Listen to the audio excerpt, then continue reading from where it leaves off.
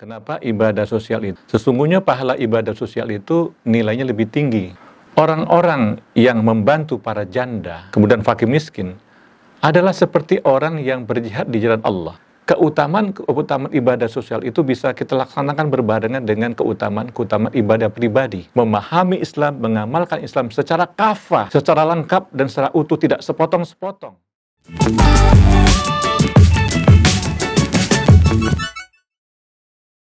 Bismillahirrahmanirrahim. Assalamualaikum warahmatullahi wabarakatuh.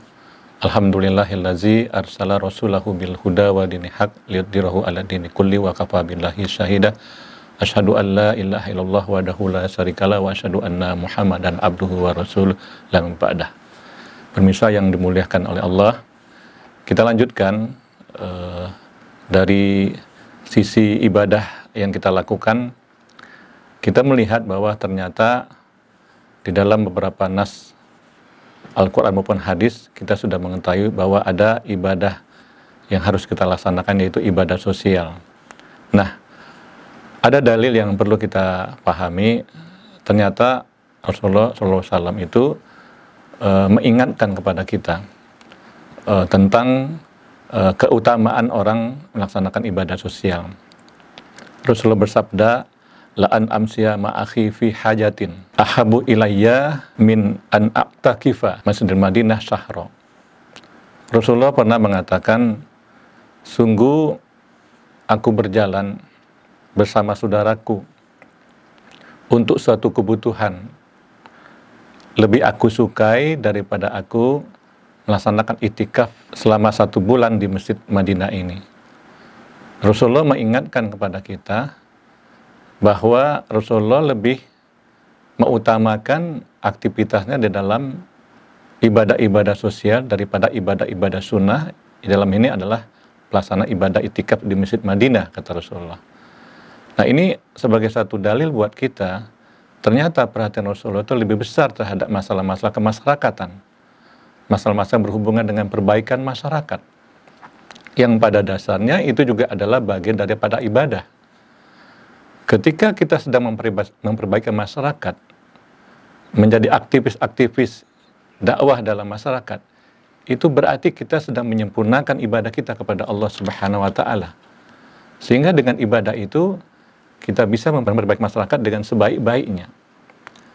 Ada beberapa keutamaan yang harus kita lihat di dalam konteks dalil landasan kenapa ibadah sosial itu lebih tinggi nilainya dibandingkan dengan ibadah individu. Alasan pertama adalah sesungguhnya pahala ibadah sosial itu nilainya lebih tinggi daripada individu. Ada sebagian ulama yang melandasi bahwa ketika ada seorang muslim menyantuni anak yatim, maka dia akan mendapatkan pahala yang berupa bersama Rasulullah di surga nantinya. Sedangkan terkait dengan pelaksanaan ibadah haji, dia akan mendapat surga, tapi hanya masuk surga saja, tidak disebut dengan bersama Rasulullah di surga. Nah, itu salah satu alasan oleh sebagian ulama, ternyata bahwa begitu tinggi nilainya kita menyantui anak yatim, begitu tinggi nilainya ketika kita membantu orang lain, ya, memperbaiki masyarakat. Itu dalil pertama. Yang kedua adalah ibadah sosial ini manfaatnya dirasakan oleh orang banyak. Sementara ibadah individu, ibadah pribadi hanya dirasakan oleh kita sendiri. Sehingga kalau kita melihat ada seorang muslim yang banyak-banyak aktif dalam memperbaiki masyarakat, insya Allah manfaatnya akan sangat besar bagi umat. Tapi kalau kita lihat ada seorang muslim hanya memperbanyak ibadah-ibadah pribadinya, walaupun luar biasa ibadah pribadinya, seperti sholat tahajud, sholat berjamaah ke masjid, baca Al-Quran, tapi dia tidak melaksanakan hal-hal yang diperintahkan Allah terkait dengan ibadah sosial, berarti dia belum menyempurnakan ibadah dengan sebaik-baiknya, belum menyempurnakan keislamannya dengan sebaik-baiknya. Kemudian yang ketiga adalah dalil bahwa ibadah sosial itu lebih tinggi nilainya dibandingkan dengan ibadah individu adalah kita lihat misalkan Rasulullah SAW dan para sahabat, beliau di Mekah itu, kalau sholat di Masjidil Haram itu pahalanya berapa itu? Pahalanya 100.000, ya. Tapi beliau justru dengan sahabat lebih banyak berada di tengah-tengah masyarakat. Beliau banyak berjuang di tengah-tengah masyarakat, memperbaiki masyarakat, baik di sisi ekonomi, politik, pendidikan, sosial, budaya, ya, memperhatikan orang-orang lemah, orang-orang fakir miskin. Itu yang banyak diperhatikan Rasulullah, ketimbang dia beribadah, ibadah-ibadah ya, yang sifatnya ibadah-ibadah ubudiyah. Ya. Padahal kalau sahabat dan Rasulullah SAW mau untuk beribadah sehingga mendapatkan keuntungan pahala 100.000 pahala sholat di Masjidil Haram, dia bisa. Tapi ternyata Rasulullah SAW dengan para sahabat banyak memperi masyarakat, berjuang di tengah-tengah masyarakat, melaksanakan amar ma'ruf nahi mungkar. Sampai perang juga sering dilakukan Rasulullah dan para sahabat untuk menegakkan kebenaran, untuk berbaiki masyarakat. Di sini terlihat bahwa sisi-sisi keutamaan ibadah sosial itu memang telah dipraktekkan oleh Rasulullah dan para sahabatnya dengan sebaik-baiknya. Sementara kita lihat umat hari ini banyak hanya dalam tataran ubudiyah saja. Walaupun itu suatu perintah dari Allah Subhanahu wa taala. Tapi masih ada satu hal yang belum dilaksanakan. Bagaimana mereka bersama-sama melaksanakan ibadah sosial dengan sebaik-baiknya sehingga dia bisa memberi masyarakat dengan sebaik-baiknya. Ini landasan yang ketiga. Landasan yang keempat adalah dalam suatu hadis Rasulullah pernah mengatakan asai alal armalati wal miskini kal mujahidi fi sabilillah. Apa kata Rasulullah?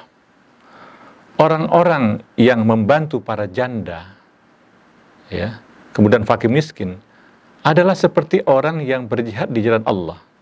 Ini hadis Bukhari dan Muslim. Hadis ini menjadi landasan pada kita. Ternyata termasuk kategori jihad ketika orang itu mau membantu orang lain. Seperti para janda miskin, fakir miskin, anak-anak yatim, orang-orang terlantar, itu disamakan oleh Rasulullah sama dengan orang yang berjihad di jalan Allah Subhanahu wa taala nilainya. Ini akan menjadi landasan buat kita. Ternyata mari kita sekali lagi memperhatikan bahwa keutamaan ibadah sosial itu bisa kita laksanakan berbarengan dengan keutamaan ibadah pribadi. Supaya kita memahami Islam, mengamalkan Islam secara kafah, secara lengkap dan secara utuh, tidak sepotong-sepotong. Ini dalam rangka menyempurnakan keislaman kita di hadapan Allah Subhanahu wa taala. Mudah-mudahan apabila kaum muslimin pada hari ini ya juga memperhatikan ibadah sosialnya, menegakkan keadilan, menegakkan kebenaran, memperhatikan masalah-masalah ekonomi, masalah politik umat, masalah kesatuan dan persatuan umat, masalah amar ma'ruf nahi mungkar, insya Allah dia telah menyempurnakan ibadahnya kepada Allah Subhanahu wa taala. Islam ini akan tegak kalau kita berislam menjadi orang Islam yang kafah, yang lengkap dan utuh. Mungkin itu saja yang bisa saya sampaikan, mudah-mudahan banyak manfaat buat kita sehingga kita bisa amalkan di dalam aktivitas sehari-hari. Billahi taufiq wal hidayah. Assalamualaikum warahmatullahi wabarakatuh.